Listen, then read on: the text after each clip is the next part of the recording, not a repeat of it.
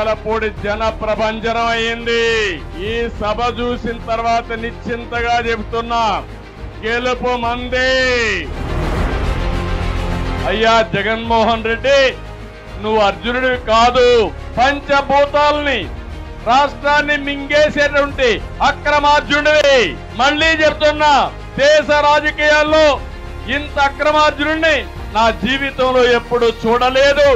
అంత దుర్మార్గమైన ముఖ్యమంత్రి.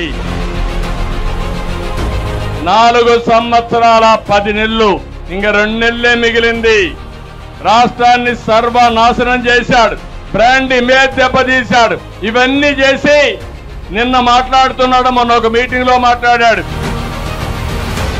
ఏదో ఇంటర్వ్యూలో ఒక మాట మాట్లాడుతూ, నేను చాలా హ్యాపీగా దిగిపోతా, నాకేం నష్టం లేదు అని మాట్లాడే పరిస్థితికి వచ్చాడు. నేను ఒకటే చెప్తున్నా, మీరు దిగిపోవడం కాదు, మిమ్మల్ని ఇంటికి పంపేయడానికి ప్రజలు సిద్ధంగా ఉన్నారు. చింతలపూడి సభ ద్వారా పిలిపిస్తున్నా, 175 సీట్లకు 175 గెలవాలి. పులివెందల కూడా గెలవాలి.